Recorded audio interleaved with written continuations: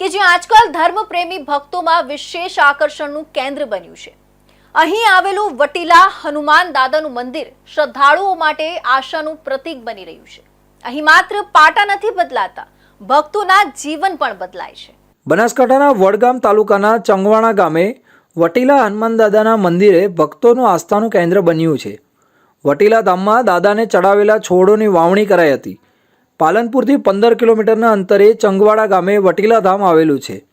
આ ધામમાં શનિવાર અને મંગળવારે ભક્તોની ભારે ભીડ જોવા મળે છે અને ભક્તો દાદા પાસે પોતાની મનોકામના લઈને આવતા હોય છે અને દાદા પણ તેમની મનોકામના પૂર્ણ કરતા હોય છે।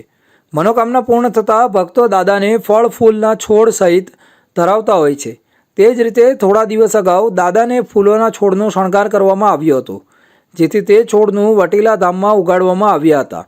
આ અંગે મંદિરના પૂજારીએ જણાવ્યું હતું કે દાદાને ચડાવવા માટે અમારે ફૂલોનું બહારથી લાવવા ન પડે, તે માટે દાદાને ધરાવેલા છોડનું આજે ધામમાં પ્લાન્ટેશન કરવામાં આવ્યું હતું, જેથી આગામી સમયમાં આ છોડ ઉપર આવેલા ફૂલો દાદાને ચડાવવામાં આવશે।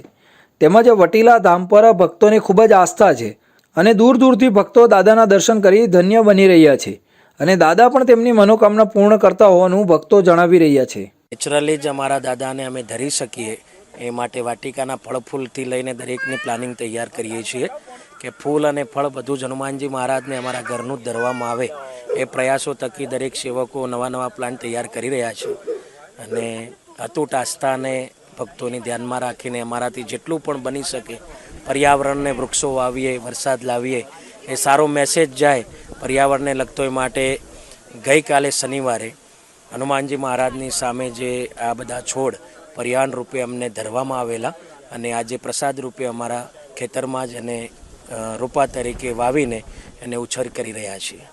દાદા સદા સૌને સુખી રાખે એ જ આશીર્વાદ। જય હો।